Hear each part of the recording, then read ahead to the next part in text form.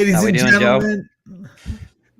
Yes, sir. Welcome back, ladies and gentlemen. This is Boilers in the Stands. I'm your host, Greg Braggs Jr. I'm back in the saddle again, joining my guys, Kraig Bowers and Joe Jackson, who have been working hard this offseason, trying to continue to give you college basketball coverage as we're in kind of the dark days right now. And hey, nobody else is doing much, but we're still doing things for you.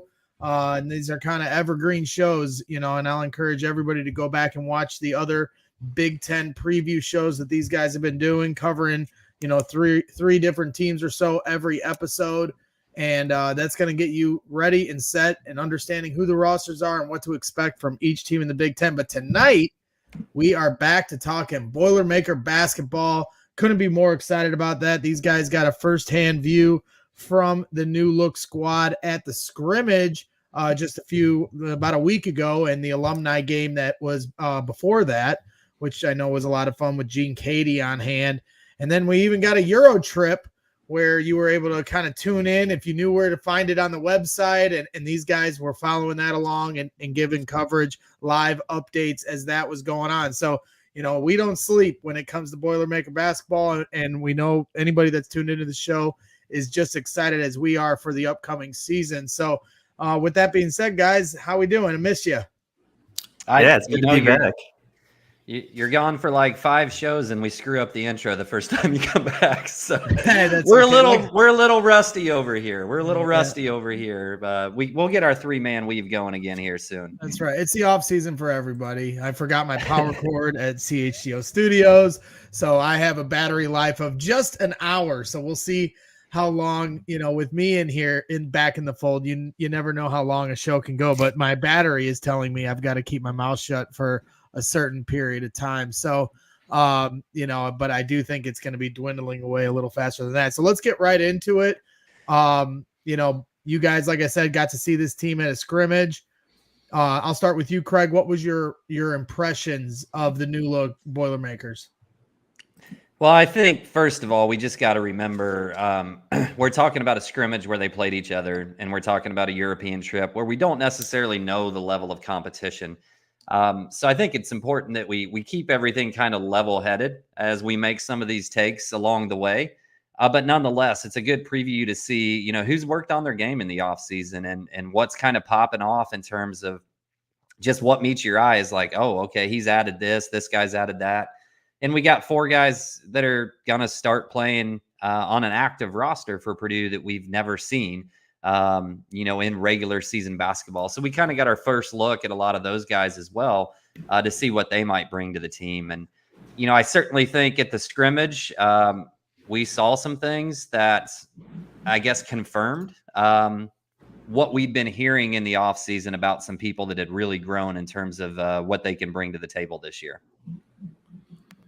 Yeah, absolutely. And I think the thing is that we're most excited for is obviously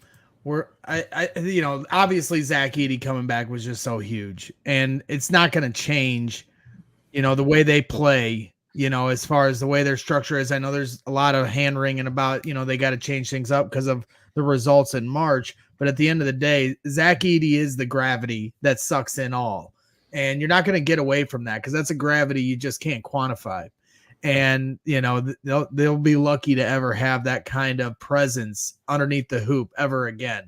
So you're going to have this for at least one more year with Zach Edey and the style of play.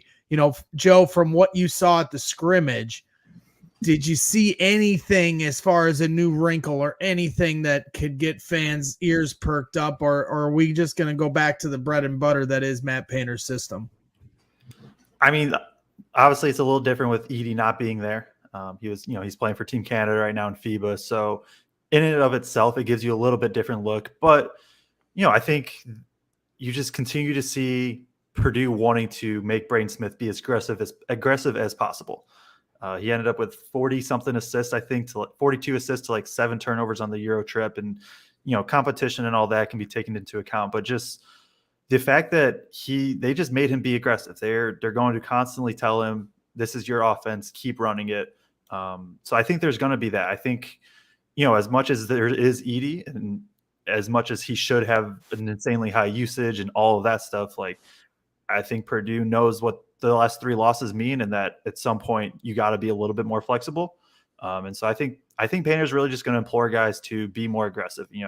Kraig mentioned at the scrimmage that Painter was really imploring Colvin to like hunt his shot, get your pull up, and like just things like that. I think are going to be big. I think those are going to be things that are going to be continue to be added to this team. And then you bring back Edey eventually, and then you hopefully it all hits. So that way, teams triple team Edey like in the post or whatever. Now guys can knock down shots, guys can get to the rim, things like that. So and we'll dive into like TKR first because that's another interesting thing, just like the usage that those two will get. But yeah, and it was really interesting. My brother who lives in Europe got to go over to those first 2 games in Germany and watch live, and he had some thoughts on Braden Smith. I got to talk to him. It's like 3 a.m. in the morning right now, so Kyle was not all about jumping on with us live, but we did get to talk to him for just a little bit the other day, and here were his thoughts on Braden Smith. A lot was made of Braden Smith at the end of the season last year. Obviously, he struggled in that final game, but there were also moments last year where he completely took control of games, whether it was against Marquette, against Gonzaga, against big-time programs. And I thought one of the more interesting things that stood out, and I heard several national broadcasters talk about it in podcasts who also watched some of these European games because they were broadcast and you could pay to watch them, was just without Zach on the floor, how much it looked like Braden controlled the game and how fast he pushed the ball and made decisions. I guess what were your impressions of Braden? And obviously there's going to be, 10 minutes a game, most likely, that Zach's not on the floor. And what were your impressions of Braden just as a floor general? Definitely positive.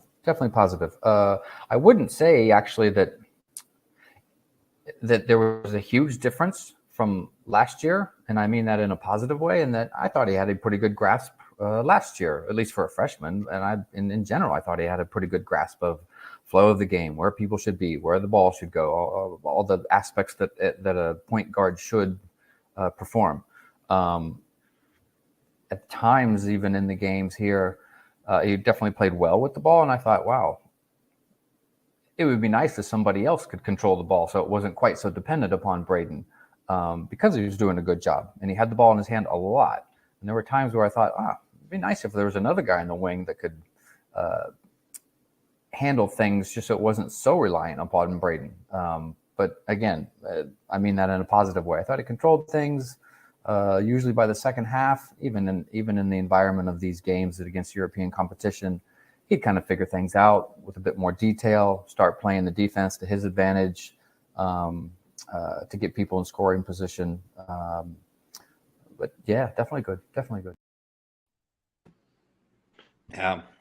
And we were really excited that Kyle got to go over there and do that and see those games, provide us with some live video. And I saw the same things, Joe, that he did in terms of just Braden controlling the game. And I listened to some national guys, and they were going nuts about him pushing the ball and controlling everything. And I'm like, did you not watch Marquette and Gonzaga last year? Like, Braden did this last year, too. This isn't new.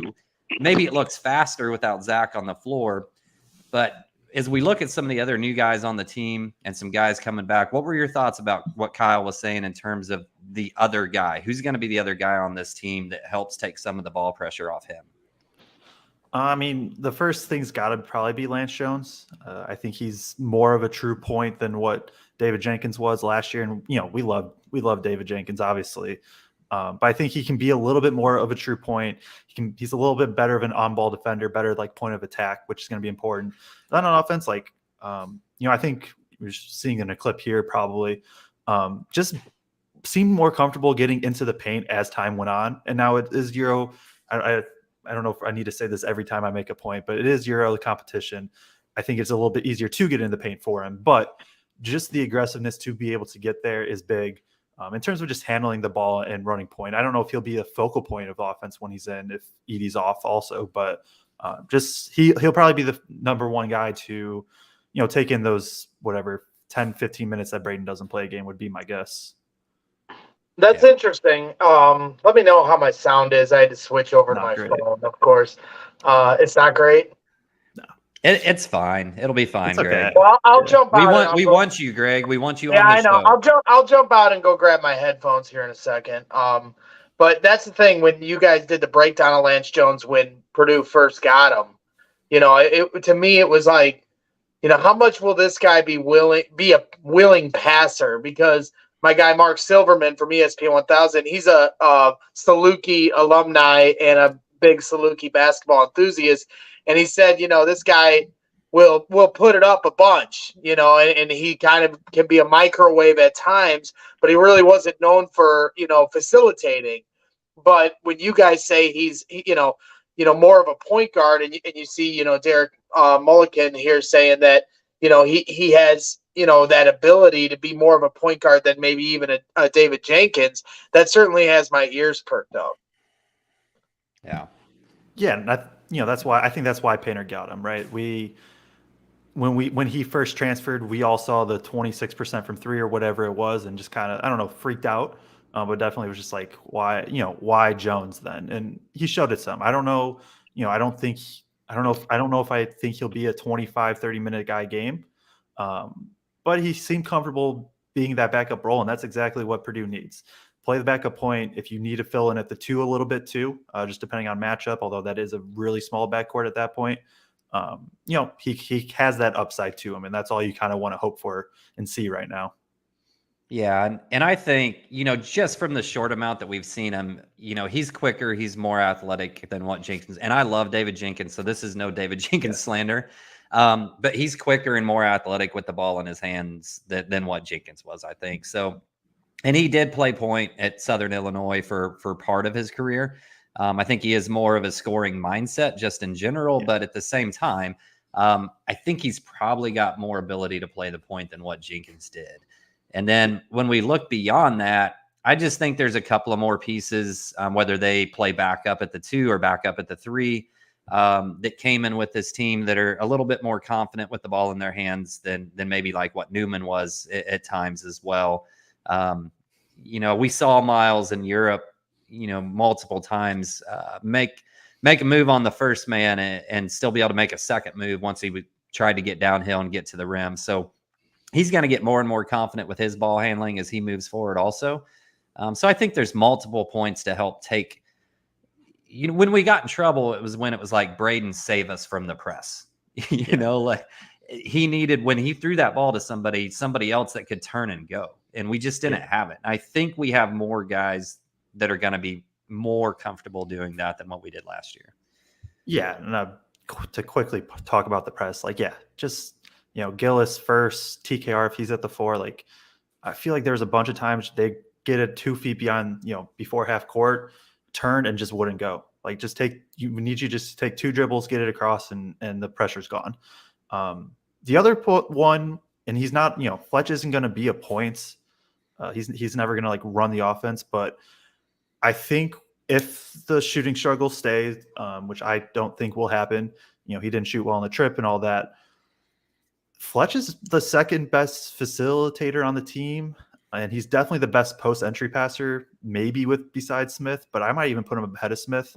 And so I think when it comes time to and hopefully obviously everybody plays well and there isn't as much, but if it comes down to Loyer versus Colvin, Loyer versus Jones, I think even if Loyer isn't making as many shots as we'd want, I think his facilitating is something that gets overlooked a little bit. I thought he was pretty good at it last year. Obviously, needs to handle pressure a little bit more, just like pretty much the entire team. But I think that is also another player that can kind of inadvertently relieve some pressure from Smith, depending on the lineup, or even Jones if he's in with Jones. I think he has that kind of capability to him. So do we want to jump into one of the other newcomers? You kind of mentioned already, but Myles Colvin. He goes 8 of 12 from 3 on the Euro trip. And that's the first thing maybe the second thing that stands out besides just the pure athleticism he has. Going 8 from 12 from 3, small sample size, Euro trip. So don't think it means everything, but that is a good thing to see the ball go in. He shot 31% from 3 in high school, and I know he took tough shots, but I still just can't wrap my head around that, just seeing how well he strokes it now. But Craig, what was kind of your thoughts with Colvin? Well, I mean, obviously that shot just looks pure. And I had a chance to talk to Painter about that after the scrimmage, and he talked about just how naturally he gets to that pull up, and it's really a 1 or 2 dribble straight into it, and he can elevate so quickly, and he can elevate high that he can kind of get it whenever he wants. And for part of that scrimmage, I was sitting a seat or two down from Painter, and the whole time he's saying, even when Myles was missing, because he missed it quite a few of them in the scrimmage, he actually shot a lot better on the Europe trip. Painter was still yelling, good shot, take it, take him. So he's encouraging that actively. So he, feels really good about what he does there also. And, Kyle had some thoughts too on Myles after that European trip. So we'll take a listen to him real quick about that as well. With some of the new guys coming in, Myles Colvin just shot the heck out of the ball over there. I think he ended up 8 of 12 on the trip. Didn't get to play the last game because of a little bit of a passport issue. But I got to watch Myles play in the scrimmage before he went over there. And man, that shot just looks pure in terms of his form being short, repeatable, and that stroke just looking pure every time he takes the shot. I guess you got to sit pretty close, I think, both games, just watching him shoot the ball. What were your impressions of him? Just as a, whether he ends up playing a 2 or a 3 as a wing that can shoot the ball. Yeah, sure. He clearly has it's a nice, smooth jump shot. It's going to be spot up at this stage more so than take it off on his own off the dribble. But at least for Purdue's set and what you want from a first-year freshman, that's completely fine, of course. But it's a nice, smooth stroke from the wing. Obviously, it went in with a certain amount of regularity that you want to see on a stat sheet. With the athleticism, we'll see how his handle is in the Big Ten and at that level of competition. But with that athleticism and the shot, the defender's going to have to respect both to some degree. His biggest, obstacle, or I should say, his biggest obstacle to get onto the court is going to be providing enough confidence to Painter that he can play defense. Yeah. As is the case with most freshmen in the Purdue system. Very true. Matt Painter, so very. Yeah. What did you see defensively from Colvin, Joe? Yeah, this has been my biggest thing on him from even high school film, and it was a little different in high school, and he very much just hunted for steals. For as athletic as he is, he seems like he almost struggles keeping guys in front at times, and I just don't know. I don't quite know what it is. I can't quite put my finger on why, and maybe it's just been matchups, and once we get into the season, it'll be fine. Once he's in a better system, it'll be good. But I think that there's just a learning curve in general. I can remember one play specifically that a Colvin and Heide, they get miscommunicated on a switch or whatever, and those are two guys that have not played any minutes for Purdue in the regular season. So stuff like that's expected, right? That's expected from everybody. He has the upside because of just how athletic he is. But he's got to learn the system. He's got to buy in and just, I think, just become a little bit better on ball. I think he has the tools. It's just got to be used a little bit more. So how's my sound now? I know I keep messing up. Is it still bad? It's worse now. It's worse? Oh my God. I'm having a day, guys. I'm having a day. So we're happy to have you back, though. Well, put me backstage, and then I'll take the earbuds out. We'll do it that way. I apologize. All right. Yeah. And really, to me, the amount of minutes that he gets is going to depend how fast he learns the defense, but also how well is everybody else shooting. Yeah. Because if Mason goes back to shooting 42% from 3 like he did the year before, if Fletcher's shooting like he was, before January or into part of January, if Braden's shooting the ball well, if Jones is shooting off, catch and shoot situations okay, then maybe he doesn't see the floor quite as much. But if we're really needing shooting, which we might, there's a decent chance, he just shoots too good. And he's too much of a weapon out there that even if he is somewhat of a defensive liability, I think he's going to get floor time and a decent amount of it. And, I think back to Carson, because Carson freshman year was a terrible defender. I mean, he was awful. But we needed the points, and Carson was a microwave, and he could come in and do it. And you kind of made up with it because Dakota and Vince and everybody else that was out there on the floor were good defenders. So I think, a little bit of it's going to be how quick he learns defense, but also how good is everybody else shooting that's around him or in front of him. Yeah. Do you guys think it's between him and Camden Heide as far as who's going to be battling over those minutes? I mean, I know, just listening to some of your guys' thoughts and thinking about how these rotations will go, how much do you think those two are going to be competing against each other this year for minutes? Yeah, I think, that because that'll be more for the three, right? Like that's kind of where they overlap. It's that three spot's going to be interesting. My take right now is it's more in spot because you know what you're going to get. And I think he kind of sets the floor for what you get at the three, while the other three guys, and we'll talk about Waddell in probably a bit, but you have Waddell, you have Colvin, you have Heide, these longer athletic wings that have shown promising shooting. I think it will be interesting. I honestly, and I don't know if we've ever talked about this, but like I think it's more of how much does Colvin get at the two is where his playing time comes from. And I think he will get some minutes at the three, especially if Loyer's shooting. And now if Loyer shoots well and Colvin, shows better defense, then he can kind of be that guy. Now you have two legit shooters out there. But I think Colvin's primary will be the backup two, and he'll get some spot minutes at the three, where Heidi's pretty purely a three. And if the front court wasn't so loaded, I could see him getting a few minutes at the four. But it will be interesting. But even with all of this, there's just such a good thing that I would say all four options for the three are good options. Like you're getting something different from pretty much everybody, but like it's this flexibility that Purdue just didn't have last year. Yeah, and I don't think there's any doubt that Myles, I shouldn't say no doubt, but I would expect Myles to get more time at the two as well. It's just Myles can play the three, and I expect Lance to get more time at the one, but Lance can also play the two. When we look at Waddell, Morton, and Heide, those guys are limited to the three. None of those guys are coming over and playing the two, most likely. So it just depends on how Painter wants to manage that. But, if Myles shooting is pure like this all the time, just butter, he's going to see the floor at one of those two spots. Well, and you that encourages me when you Kraig, you say you heard Matt Painter telling him, good shot, keep shooting. And that's something you've always kind of pointed out is like how he would allow, some bigs to kind of grow into who they are on the court, but guards kind of have a shorter leash. Do you think that with, Colvin being this athletic type that you just don't get that much, it's rare when you get a player like him and his potential. And we all saw what happened with Jaden Ivey. Do you think he's going to open that up a little more for him this year? Or is it that he's encouraging him because it's the summer?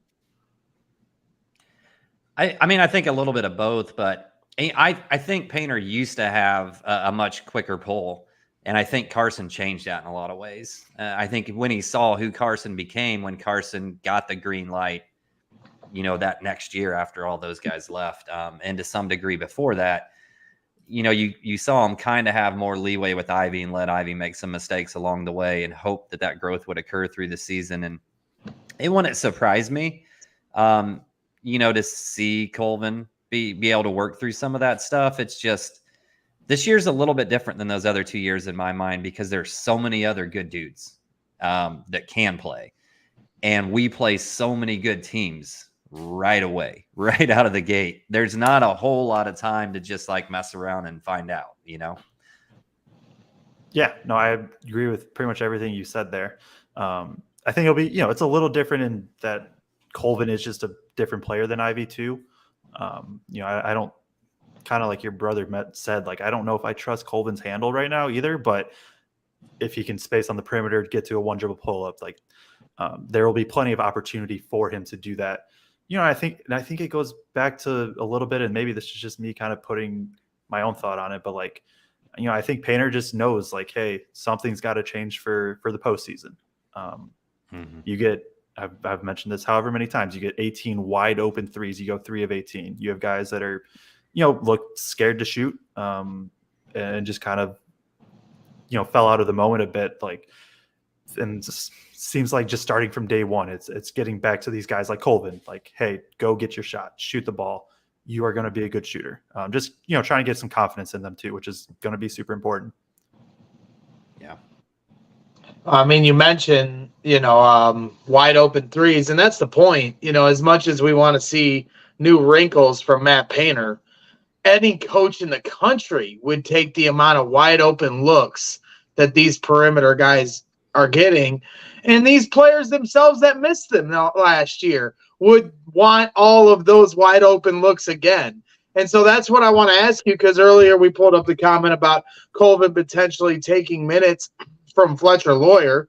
And forgive me if I'm bouncing all over the place. You guys are happy to take the wheel back from me. But I am curious to know, because I'm a big fan of Fletcher Loyer's. I liked his moxie when he first came in, hit some game-winning shots, had that slam dunk against Nebraska, really showed that, he plays with an edge when he wants to. And then at the end of last year, he hit the freshman wall.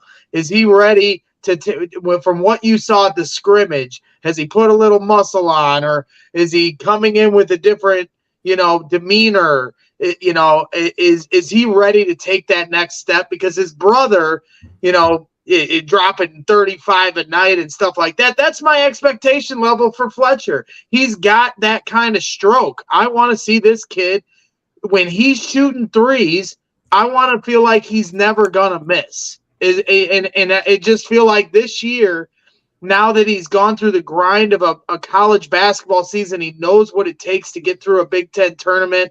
And obviously he felt the failures of March. He is the key, because they're going to get wide open shots, and he should be your best shooter on this team every year he wears the jersey. So first thing, you heard it here first. Braggs is expecting 35 points a game. National Player of the Year, Fletcher I don't Loyer. think that's unreasonable either. Thank you very much. But no, I think he didn't shoot well in the trip, 7 of 22 from 3. He shot, I think, well in the scrimmage. I don't have the numbers right in front of me, but he was 75% on 3 of 4 in the scrimmage. Yeah, there you go. So I'm bought into Fletch. I have something coming out on him soon about a lot of his 3-point shooting, and like he was very, very close to being a 35% 3-point shooter last year. Just based on where some of his misses were and stuff, he was close. It was also interesting when I was kind of going through all this, and I'll have a video out on this at some point within the next week or two. But he shot like 45% from 3 in January, and then it was like 25% in February, 26% in March, something like that. That freshman wall hit, and the other thing that kind of stood out to me is teams just realized, hey, let's just be super, super aggressive with him. They started hedging everything against him. They really made him work for his shots on the perimeter. And that made it tougher on him. It tanked his percentage. So he's got to be ready for that. I think he will be. He was the only one in the FDU game that shot well, which was at least cool to see. But, I personally don't think he's going to have – I think he's going to be a 35 to 37% 3-point shooter. I don't want to say comfortably, but I'm pretty confident that he'll get to that range. Yeah, I would agree as well. We don't really know for sure, but it sure seemed like Fletcher got banged up as the season went on. And, everybody talks about that freshman to sophomore jump. And I think one thing that keeps on getting lost is everybody is focused on the newcomers. What can Cam do? What can Myles do? What Lance Jones going to do? And everybody just kind of forgets here, like Braden Smith went from a freshman to a sophomore. Fletcher Loyer went from a freshman to a sophomore. TKR went from a redshirt freshman to a sophomore. All 3 of those guys should make their biggest jump of their career from the collegiate level this year. It's typically when you tend to see it happen. So I think just pure improvement of the guys that were on last year's team is going to be a major, major factor. Yeah. And let's jump into TKR because as Jeff Yeah, we're Before- 30 before we minutes do- into the show. We're 30 minutes into the show, and we haven't talked about the guy that has looked the best throughout this entire preseason leading up to it. Before we jump into TKR, I do want to give Derek Mulligan's son Jameson a shout out. He said his 7-year-old son is sitting here listening and says hi. And we appreciate you, Jameson. Thanks for tuning in and Boiler up. Yeah, 100%. But yeah, we'll get back to TKR like you said. Dude looked like the best player on the trip. Jeff Park goes, do you think TKR has to be the 4 in the starting lineup? He just seemed to be the class of the European trip. He seems to have improved his footwork and moved really well when on the floor. I think Purdue will be probably at his best if he wins that starting 4 spot, and not as much per se like Mason Gillis loses it, if that makes any sense. Like TKR is just so good that Purdue just has to play him minutes. I think he'll still get spots at the 5, and this is something I want to hit on is with the TKR first duo is that it's going to be this interesting dynamic that like TKR might be like the 4, and I put that in air quotes for anybody listening on audio after. But I think we did see a bit of like TKR still going to be put in the post because he's really good there, and he showed out well. Like Jeff said, I thought his footwork was good. Like he showed he could just score against dudes, and it'll be interesting to see what that looks like with Edey. I like some of the stuff that I saw with first, and we can talk about that in a bit. But I'll let you, Kraig, get your kind of thoughts off on TKR first. Yeah, I mean, the first thing I want to say is I got to interview TKR after the scrimmage. And, in that conversation, one of the other reporters asked him about the 4, about the 5. And he just straight up said, we only talk about the 4. That's what I prepare for. That's what we talk about playing the 4. Like you said, I think if he's the 4 and first is the 5, they're going to post that 4 spot, and Caleb's going to be more of a stretch 5. So I don't know how much it matters what position we call him necessarily. But I do think we'll see plenty of minutes of him at the 4 and Zach at the 5. And both in the scrimmage against, really good guys on the Purdue team facing up against him, trying to play defense, and on that Europe trip, multiple times he caught the ball out at the 3-point line and attacked off the dribble. Now, he's not attacking all the way to the rim. He's not going to take somebody off the dribble and go up and dunk it, but he'll get into the lane, and then he goes immediately into a drop step or a pivot or over his right shoulder and makes a really quick move once he's there, and sometimes over 2 people, or in the the clip you saw over 3 people. So I think he's gotten a lot more comfortable with his handle. I think he's gotten leaner. I think he's gotten faster. I think he's gotten more lateral speed. And that's all a good combination. And I like him guarding the 4. And Joe, you and I have talked about this a lot. I don't think he's a great post defender. He tends to just kind of slam his body and want to play bully ball. And that led to really quick fouls last year at times. I think he's better, unless we're just playing against a really quick NBA athleticism type 4. I like him defending the 4 better than the 5. Yeah, and I think, it seems like he's improved his footwork. I don't think he had the foot speed to guard 4s last year. He was also just in a tough spot when guarding 5s and I don't like talking about refs, but refs had to guard or officiate Zach Edey for 12 minutes, and then TKR comes in for 5 minutes. And it's a tough thing. I think he got some bad calls just because he wasn't Zach Edey at that point. But yeah, I agree. I think it'll be interesting. I like some of the stuff that, that TKR first duo could do, or when first was at the 5, I guess is more what this relates to, but it was with first at the 5 and Gillis at the 4. Purdue ices their ball coverage, which means when they're defending pick and rolls, you send the ball handler to the sideline. And then what was it? Gillis's man was setting the screen. He rolls. And so now first is near the rim, but he rotates over to take the roller. And now Gillis, because Gillis hedged way out, so he's 35 feet from the basket, he can't guard his man, the roller. First steps over, takes him. Gillis switches out to first man. Nobody really has a mismatch at that point. And I think they could do stuff like that with first TKR too, right? Where maybe TKR starts out guarding the 4, but he switches to the 5 on the possession because he needs to rotate over and help on defense, or vice versa. And I think there's some stuff like that that'll work too. Maybe not as much with Edey, but we'll see how that kind of goes. I also like some of the stuff that they ran offensively, and I think there's this play called Horns Twist that They ran a bunch with This TKR. isn't it. This is not. Yeah. Actually, I have my whiteboard here. Yes. Let's get Whiteboard the Joe. chalkboard out. All right. I'm going to do it because I really think that this is an action that Purdue is just going to go to a ton. While you're drawing that up, guys, when TKR can get over his shoulder with this little baby hook, I mean, he is tough to stop. Yeah, man. Some great shots. I mean, where else are you gonna find footage from overseas at the scrimmage? You got a correspondent. Your brother did a fantastic job of breaking this down. And then I come in and screw it all up by not having my computer ready. So you guys have completely taken this thing over, and now I'm the one that you got to carry. So I appreciate it. This is some really great work. Let's see that chalkboard. Yeah, let's do it. So this reflection's really bad, but we're just going to go with it. We'll figure this. I am working on something that should be better for actually in season. But so horns twist. So horns is when you have two guys at the corner. I don't know. Do we want to full screen me? Yeah, let's sure. full screen you. There we go. So two guys at the corner right here, and then you have two guys kind of elbow adjacent area, balls up top. So this horns twist is he's going to come off a screen here. He's going to dive, and then he's going to twist it and come back off a screen this way. So as that's happening, and I have TKR here in first tier right now, but it could be switched. And basically, like, he comes off this screen, so now you have somebody diving, you have somebody popping.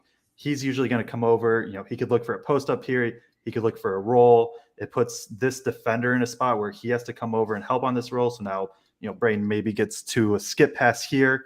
TKR is popping, so you can find it here. And it's just something, it's a simple action where he just gets a screen going this way, gets a screen going back from the other guy as the one guy moves. Used it a lot, and I think it's a good way to kind of use two bigs.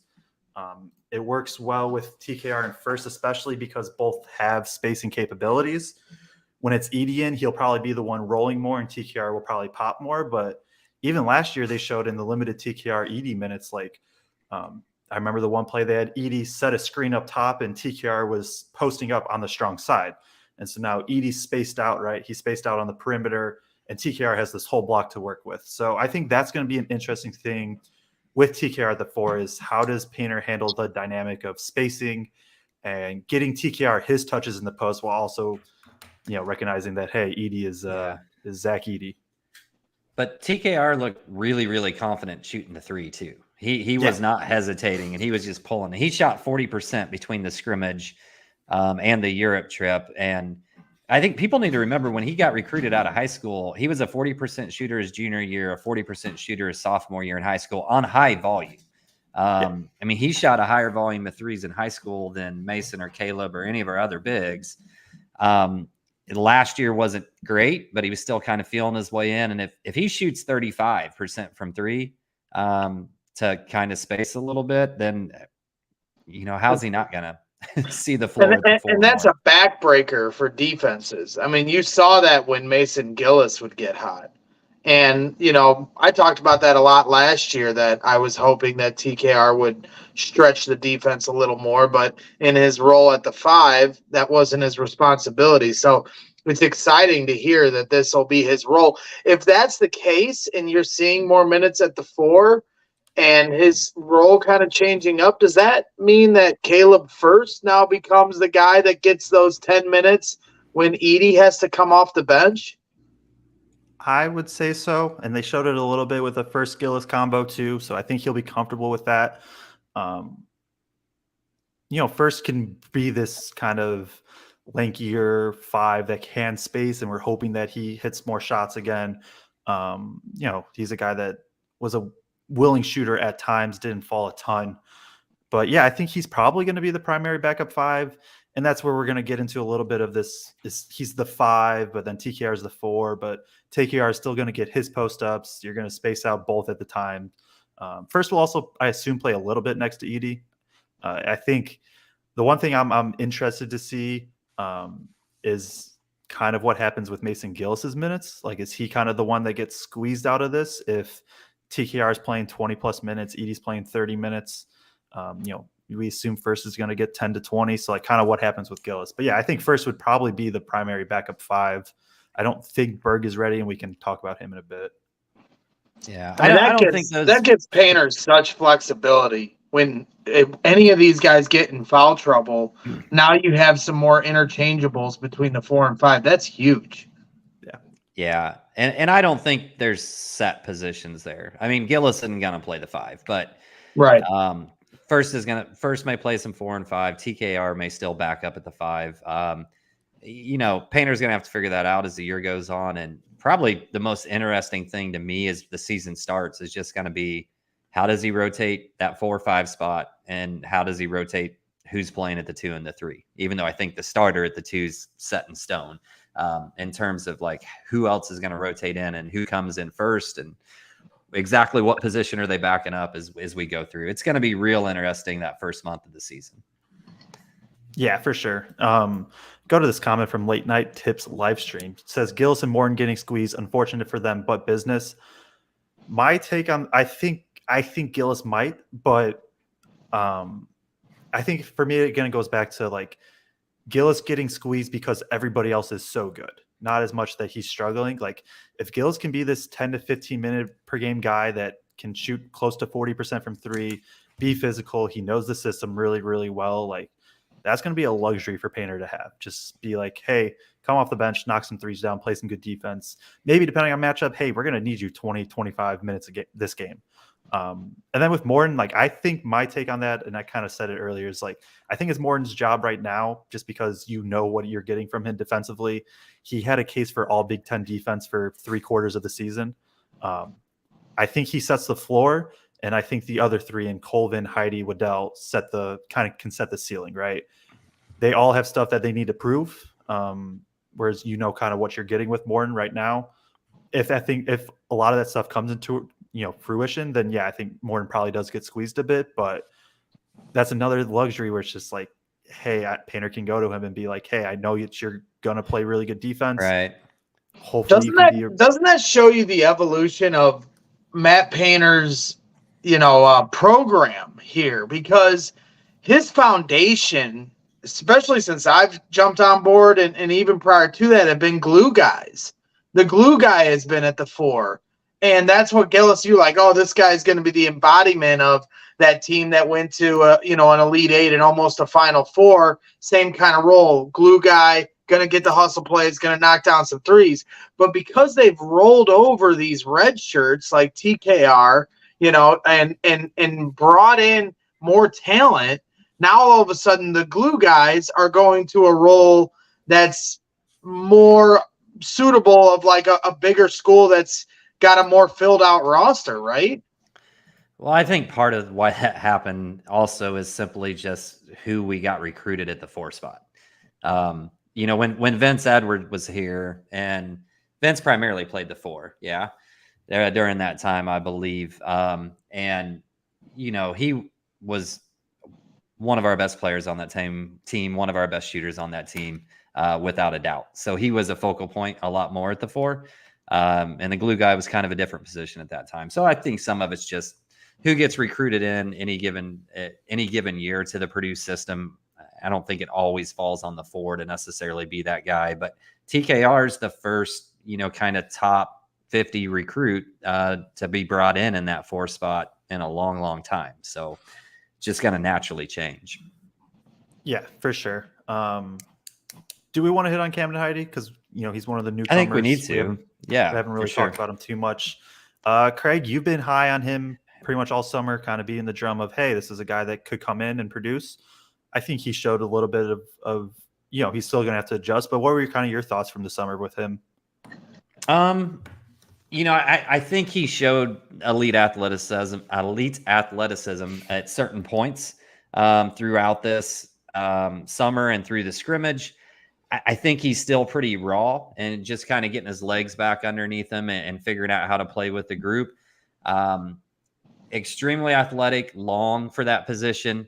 I think he played defense pretty well, both in the scrimmage and on that European trip. At the scrimmage, he gets 11 rebounds, was really in there scrapping and all that type of stuff. And I think the real interesting debate becomes with that team that was over there in Europe. I don't know that Cam gets a ton of minutes at that 3 spot. With Zach anchoring the offense, I think there's an argument to be made that he brings some things to the table at that 3 spot that maybe plays off Zach really well. He shot 80% from 3 between the scrimmage and the European trip. He just played 3 games. He didn't play the last one. Wasn't super high volume, but we all took that trip to Chicago. We all heard that Cam had been shooting the ball really well in practice, supposedly. So if he can be a guy that just spots up and not high volume, maybe he takes 1, maybe he takes 2 a game, but can knock him down with a high percentage, be lanky, long, and active defensively, and get rebounds and just run the floor on the break, because there's going to be at some point this year, if he's getting minutes, some point this year that we're going to see some ridiculous alley-oop from Braden that's just going to blow the roof off Mackey. So I don't know. He wasn't quite as far along as I thought maybe he would be, just in terms of looking fluid and comfortable out there.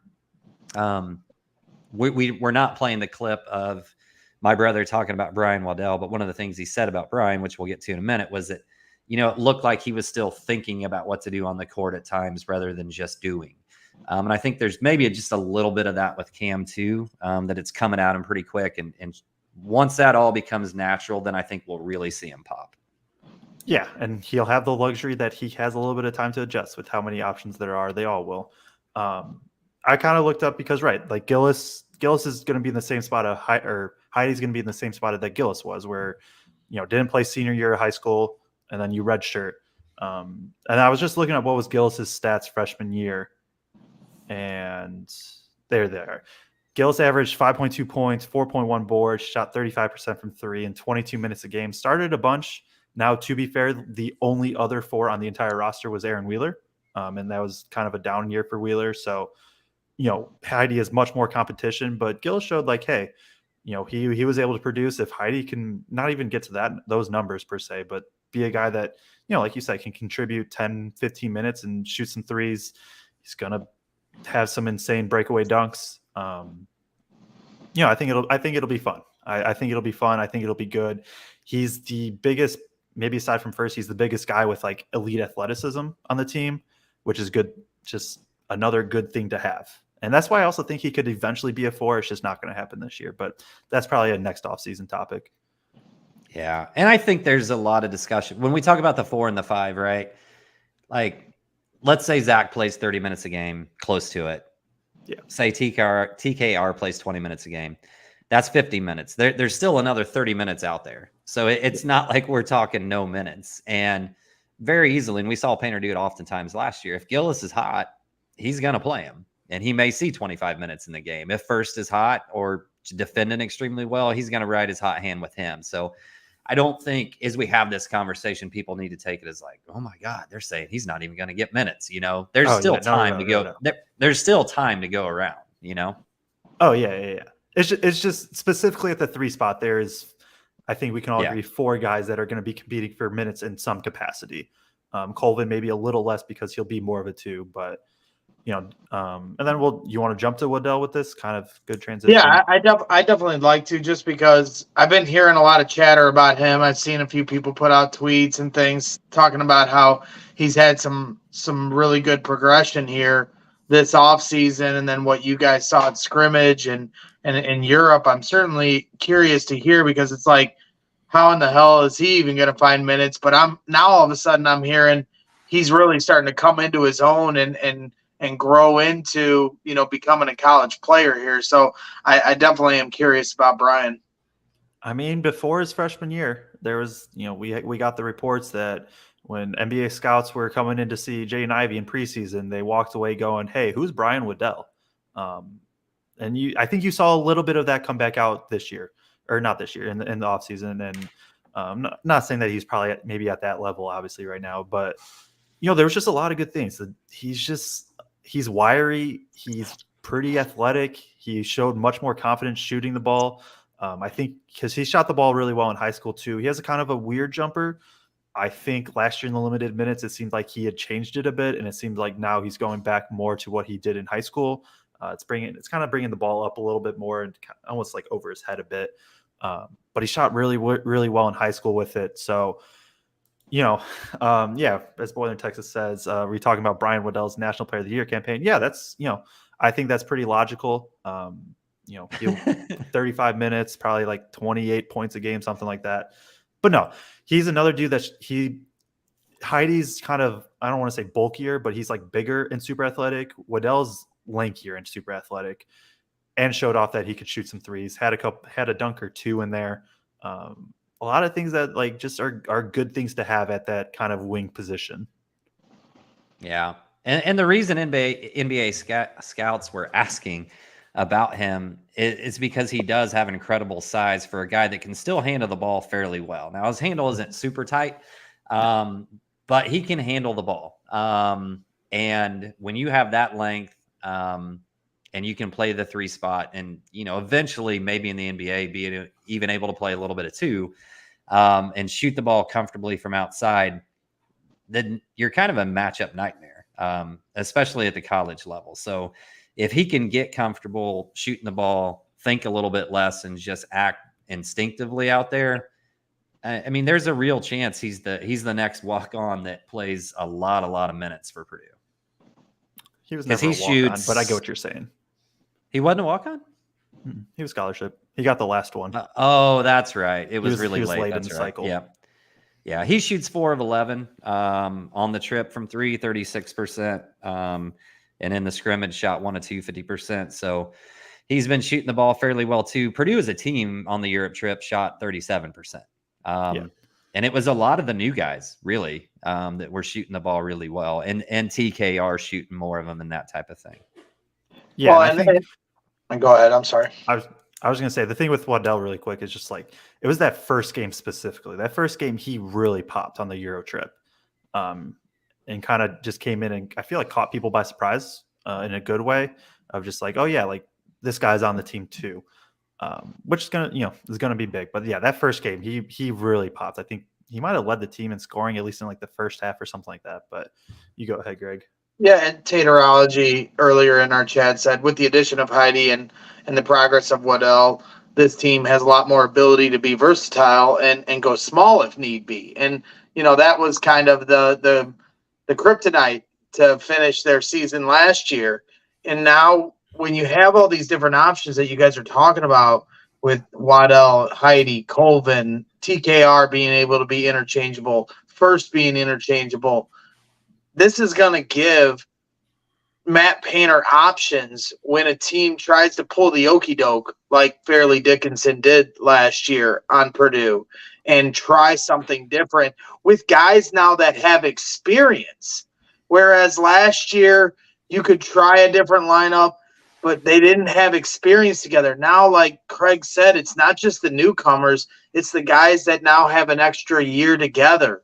They didn't lose anything from last year with the exception of David Jenkins. That you just can't quantify until we get to the regular season, how Matt Painter is going to be able to use different lineups like that to his advantage in lineups that know each other much better than they did last year.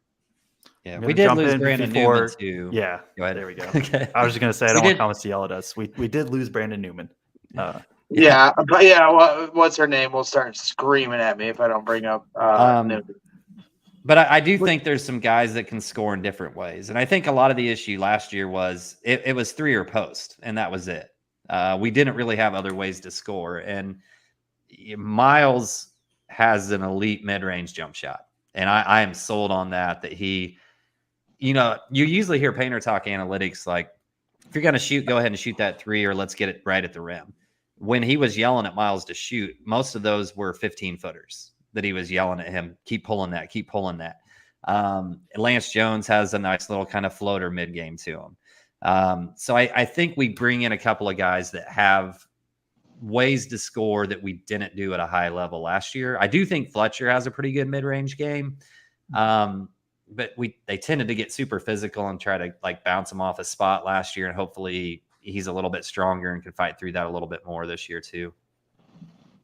Yeah. And I think, he had that MSU game at MSU where Fletch just countered everything and did whatever he wanted. And so there is that in him too, where he can counter, just got to be more consistent with it. But yeah, it's going to be interesting. Like and this isn't, I don't think this is a Painter thing, so I don't think it happens, but like he could get weird with lineups if he really wanted to. And all this is saying, this Edey's going to play 30 minutes as he should. But like if you wanted a crazy athletic lineup that still somewhat fits, you could do, Lance Jones, Myles Colvin, Brian Waddell, Camden Heide, Caleb First, right? Like that's 5 athletic dudes out there. Not saying it'll happen, but there's just more. I think that's kind of the theme that we've been saying is there's just so much more optionality, so many more ways to score. There's going to be dudes that can get to the rim more. Lance Jones did. He got much more comfortable down the stretch, which is big. I'm not exactly sure. I think here, will anyone play defense like Newman did those last few games? Newman was super active defensively. I wouldn't still say that he was super technical on the defensive end and sometimes still missed some assignments team defense wise in terms of where he was supposed to be. But he was extremely active and put ball pressure on. And when they were playing offenses where that's what he could really key in on and do, he did that at a high level. My answer to this is Lance Jones will be a better defender than anybody we had on the team last year from the guard spot. There's been multiple people. Ray Fell said this, that he's a potential all Big Ten defensive team candidate coming into the season. He was in the conference that he came from. Athletic, physical. I think he's going to change the way we guard up front personally. Exciting. I would throw Waddell if he gets the minutes into that kind of category too. I'm really bought in on what he could do defensively. I think Heide and Colvin have the athletic tools to do it. They just got to buy in more. And then I've already mentioned how I am on Morton. Like I think he's a legit defender and a dude that can legit guard 1 through 3, depending on matchup, I should say. But I think there's going to be. Go ahead. Sorry. No, I was kind of rambling. You go. I think this is a really interesting question from Cobra Stats here. Where are we setting the over-under on number of different players with a 20-point game this season? All right. Braggs, you get to go. Braggs, you get to go first. Well, obviously we have Zach, TKR. I'll just start from the bigs down. Zach, I mean, I'm going to get silly here. I'm the mayor of Meatball Island here at Bears Twitter, so this could get ugly with how many names I'm going to name off. But Zach, TKR, Mason Gillis, Myles Colvin, right? Braden Smith, Fletcher Loyer, Jones, Lance Jones is going to get hot in a game. So where am I at now? 6 or 7? 7. That's where I land. That's where I landed. No. Time out. Brian Waddell is going to have the Brian Waddell game. I don't know what day it's going to be, but the Brian Waddell game, right? Because they're going to leave him open. And he's unassuming. Who the hell is this guy? And then he's going to let one team know. It's fair. I probably, Edey, TKR, Smith, Loyer. Those are my 4 locks. They will. Gillis is going to get 20 some game. Maybe. I don't. Did he score 20 besides the game that he hit 9 threes last year? I know that not last year, I don't think, but year before, I think he did. Yeah. So, I'd probably throw Colvin. I could see him getting hot for a game. That'd be 5, and then maybe Gillis or First. So I think Boiler in Texas said he'd set the line at 5.5. I think that's a pretty good line for this. 6.5. All right. I think Lance Jones is a microwave. He's going to score 20 against somebody, even if it's against one of our lesser opponents. I think he gets 20. Okay, I could see that then. He likes to score too much. I could see that. If he wants to just eventually spot up at the 3-point line, I would love that. Did not do it all last year. He would spot up at the logo sometimes. Like he wouldn't have a defender on him. He'd just spot up there. So granted, he would hit a few. But it'll be interesting to see. Do we want to touch on Will Berg? He's the other newcomer we haven't really hit we on. need to. We haven't really at all yet. So yeah. Will Berg, obviously red shirts last year. comes in as this guy that, is projected maybe could stretch the floor. I think I watched a little bit of his overseas stuff back when he was in high school. Definitely was more mobile. I think his biggest thing right now is he just needs reps. I think he just needs reps. He needs time. I don't expect him to play much this year. But if you're going up against Zach Edey in practice every day for 2 years, you're going to get better. And that's going to be big for him, as I assume this will be Zach Edey's last year. I said that last year, though, so who knows? Berg, I think he went 10 of 13 on the trip from 2. I don't think he attempted a 3. It was pretty good on the boards, had 4 blocks. I think there was upside to see, and I think he showed some flashes of okay, that's why he's at Purdue. But I think more than anything, he just needs time. Yeah. He just needs some time, catching passes at game speed, making moves to the basket at game speed, seeing double teams at game speed. And he's going to get a lot of that, just scrimmaging against, his Purdue teammates throughout the year this year. I'm with you. I don't see a spot where he gets a lot of minutes. Maybe we don't play that many teams that you would say aren't going to be real competitive games, but maybe in some of those games he gets a little bit more. We got to remember how much of the time that he's been here that he's also been dealing with an injury. So, it's not like he's had a full year when he redshirted to really work on his game and to be battling against other Purdue players. So, we're behind schedule a little bit here, but I'd say most likely it's another year away before we see significant contributions. Has he shown what his go-to is? Not yet, really. I wouldn't say. I don't think he really had Because the highlights they showed when he first was coming to Purdue, and they're overseas at gyms that were very similar to what that Purdue were playing in overseas, maybe even worse. They looked like ballrooms almost at times that Will Berg was playing in. He looked like a guy that played at the top of the key a lot and put the ball on put it on the dribble. And is he now more, when you saw him at scrimmage, a post-up guy like TKR, or is he a guy that's still at the top of the key and they're running that Chicago action that we talk about so much, and he has that ability to either put it on the ground or take a shot from up there? From what I saw, it was more just at the rim. I didn't really see him use too much on the perimeter. I don't know if that was just the sets that were ran and stuff like that. I would have thought if they wanted him to, though, he would have been able to step out. It seemed like, unless you can correct me if I'm wrong, Kraig, but I feel like he was mainly just kind of around the rim, maybe a couple post ups or whatever, and then just a lot of putbacks and stuff. What's the physicality? Yeah. Is there any kind of physicality? Is this leaning more towards Matt Harms, as far as physicality with his lankiness, a guy that, can be disruptive with his length, or does he show an ability to put his shoulder into somebody? I mean, I think he's going to have to be that eventually to be able to put his shoulder into somebody and just bulk up, because he's not quite as mobile or as fluid rolling. The few times that I guess we've seen it out there in scrimmage in this, I don't think he rolls. I mean, for whatever Matt was, he's probably been one of the more athletic bigs we had in terms of a pick and roll situation, roll into the rim, whatever, catching the ball and being able to go up with just a short shot off of that and not having to go into an actual post move. But yeah, right now it looks like he's going to have to bulk up and have more of Zach's post game. I mean, we saw him shoot those threes in highlights before he came over, but see if that translates to actually happening in games at the college level. Yeah, he's supposed to be Dirk Nowitzki. I mean, that's what we thought we were getting.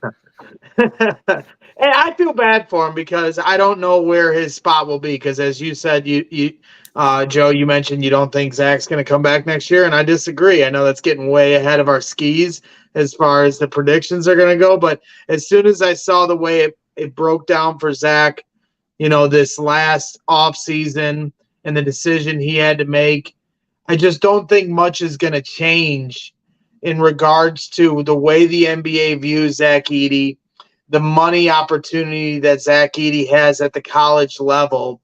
That just is hard to pass up. You'll never get this year and next year back if you're Zach. And yes, you want to chase your NBA dream, but with the way NIL works, there's very few players at the college level that are as marketable as Zach Edey. If you took Oscar Tshiebwe and put him in a Pizza Hut commercial, 90% of the country wouldn't know who Oscar Tshiebwe is, all due respect. But if you put Zach Edey in a Pizza Hut commercial, most people, even the most, surface level college basketball fans, are going to know who Zach Edey is because he is so unique. And that kind of marketability is going to keep him making very big dollars at the college level. And in my opinion, the reason why he won't just be here for this year, but next year as well. I feel very strongly about that. I honestly think it comes down to one, how Purdue does this year. I think the loss last year played a factor in him coming back.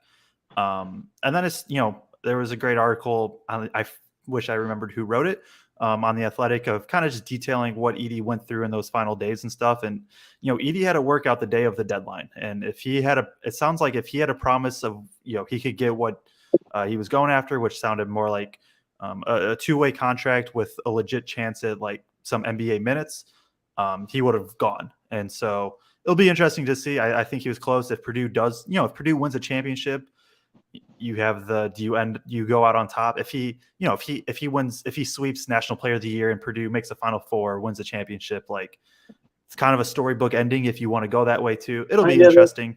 Yeah, and if the money wasn't involved, then all you had to do was go off of, accomplishment or legacy. That would make more sense. But last year he reportedly made somewhere around $1 million. And this year, I think the projection, what would you say the projection, if you had to give a rough estimate? Because I'd set it at about between 3 and 5, maybe closer to 3. Now I have no actual idea, but it'd be 2, probably like he'll get like 2 or something like that. They didn't get the work visa approved for him to be able to earn directly from the United States. So all the money still has to go through Canada because of his status. So that's the limiting factor here, Greg. If he was able to earn like U.S. citizen playing in college ball, and he had the profile that he did, then yeah, I think he's a $4 million a year guy. But the fact that the earnings still have to come through Canada the way they do, I don't know that it's there in the same way. Now we do, Purdue does play in Toronto. He's going to get he'll do a lot of stuff, I assume, then. And he's been with Team Canada. I know they're overseas now at this point, but he was with Team Canada for however many weeks. And I would be shocked if he wasn't taking care of business at that point as well. To get I don't know how it all works either. They just announced that he made the final roster. So he is going to be on the team when they play in the actual World Cup. So yeah, which will be fun. I wanted to go back. This was just Cobra Stats. He's looked it up and said last year there was 5 players that scored 20 plus. Edey did it 20 times. Loyer did it 3, Smith 2, Gillis 2, and TKR 1. So Gillis got it twice. So maybe I would throw him in, although I don't know exactly what his role is. Anybody that is out there watching, follow Cobra Stats on Twitter. He puts out great stuff. I believe it's at Cobra Stats. You can correct me if I'm wrong. Definitely go follow him. Want to go this other comment from Jeff Parks. He goes, Field of 68 tweeted out, is there anyone nationally that can challenge Zach for NPOY, National Player of the Year? I think for me, there's 2 scenarios where he doesn't get it. I guess there's a third one in that Edey, he just doesn't play well, but I don't think that'll happen. I think scenario 1 is Purdue cuts him back to 28 minutes a game and is, knows how dominant he can be, but is deploying others to really, really score. So that way there's more flexibility come March. So lower usage, lower minutes, I think is one way.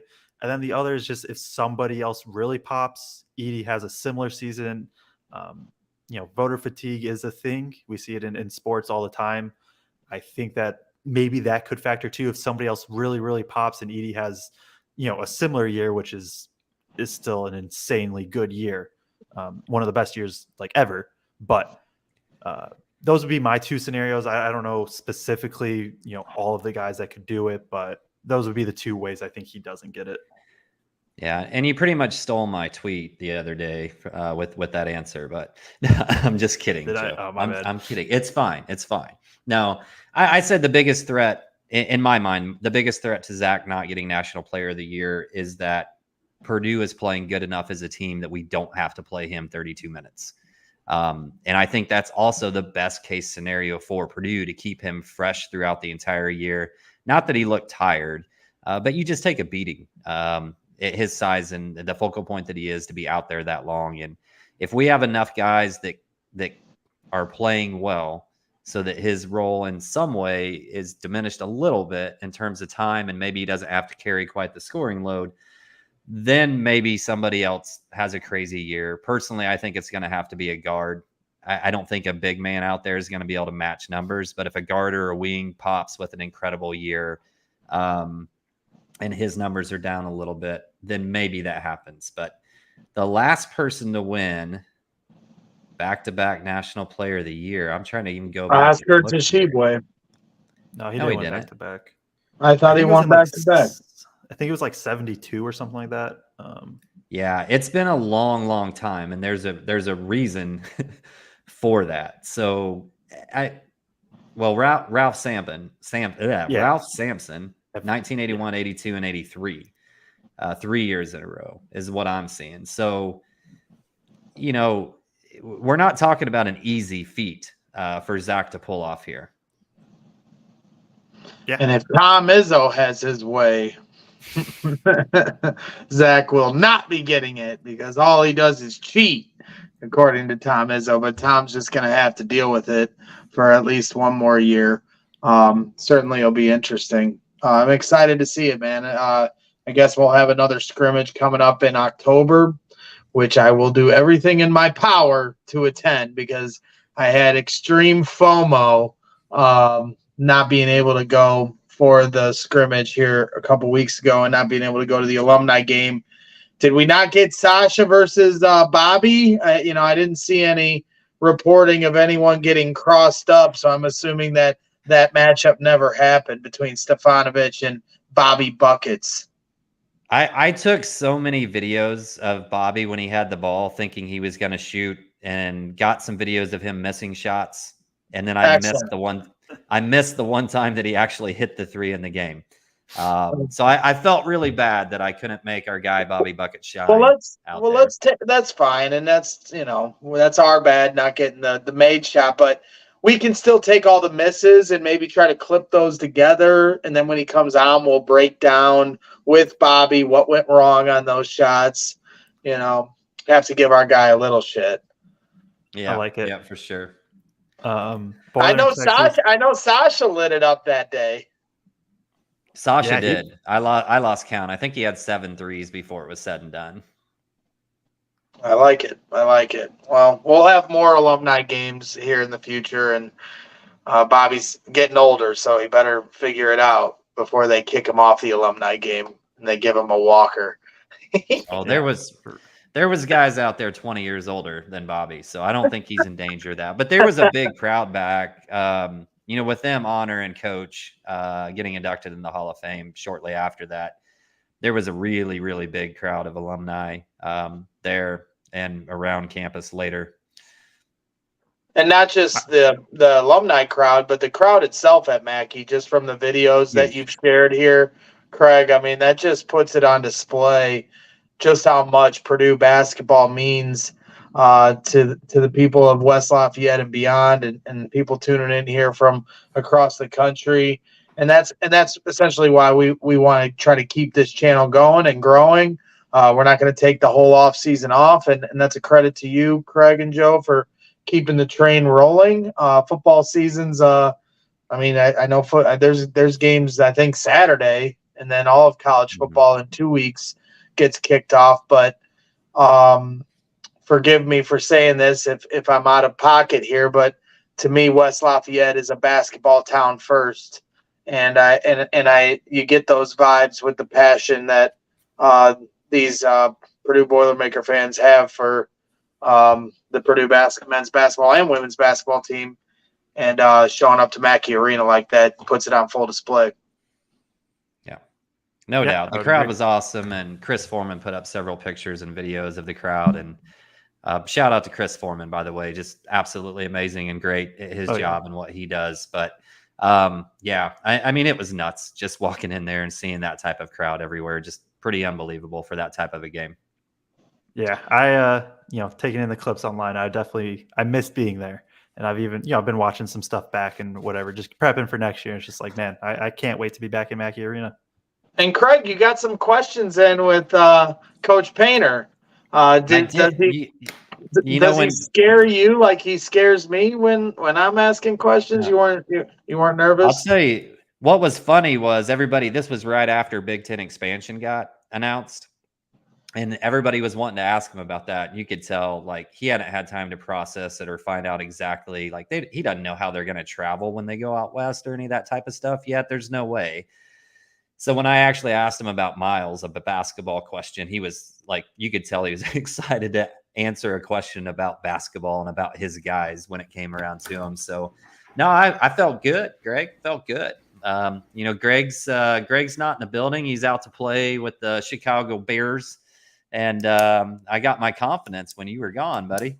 There you go. I love it. Love to see it. Hopefully we can effort Matt Painter back on Boilers in the Stands like we had to start last year. When we do, then Joe can get a few questions in at Coach Painter. And I'll definitely be revealing to Matt how much he terrifies me, but I'm sure he already knows that. Yeah, no, that'd be awesome. I would love that. So I did ask him about the Cubbies.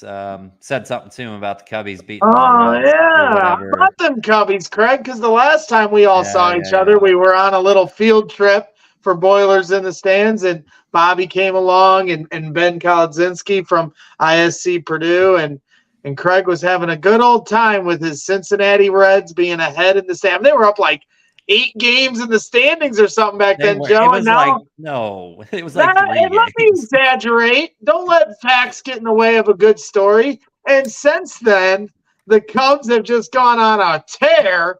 And if the playoffs started today, they'd be in the playoffs. Reds are on the outside looking in. So I warned you because you picked up this newfound love for the Reds. And I try, as a friend, I tried to warn you, and you're poking the bear with our Chicago Cubs, and you've awoken a sleeping giant.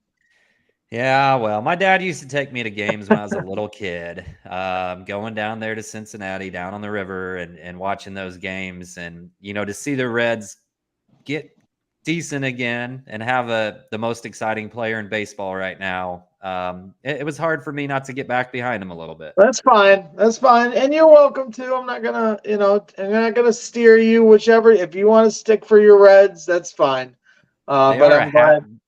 They're a half game back of the Cubs right now, and they're playing right now. They're completely out of it, is what you mean. No, they do. They got an exciting young team. The Cubs finally woke up. But this isn't a baseball podcast. I'm certainly looking forward to it. But it was the one game we went to in July was the one time the Cubs got their ass kicked, and it seems like they've barely lost since. But we, of course, had to go when they lost by 10. But it was a nice time. We're gonna have to do that every year, and then maybe we can start bringing maybe fans. We'll let them know when we're going to a game. Maybe they can come by for a retreat, a Boilers retreat in the stands in the summertime while we're on this extended break waiting for basketball season to start back up.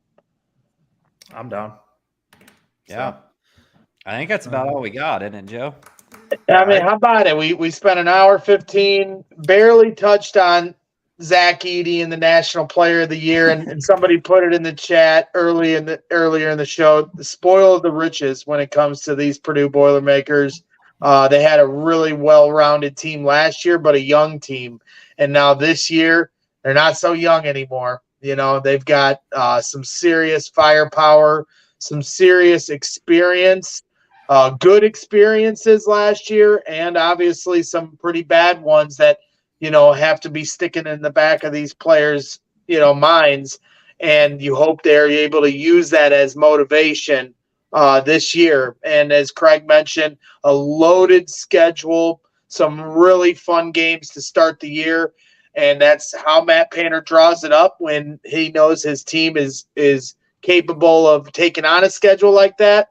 And last year it worked to their benefit, not just for, rankings and what their seeding would be, but just, to get these guys ready. And now this year that's going to be back on full display, taking on some really tough teams early on. I'm excited for it.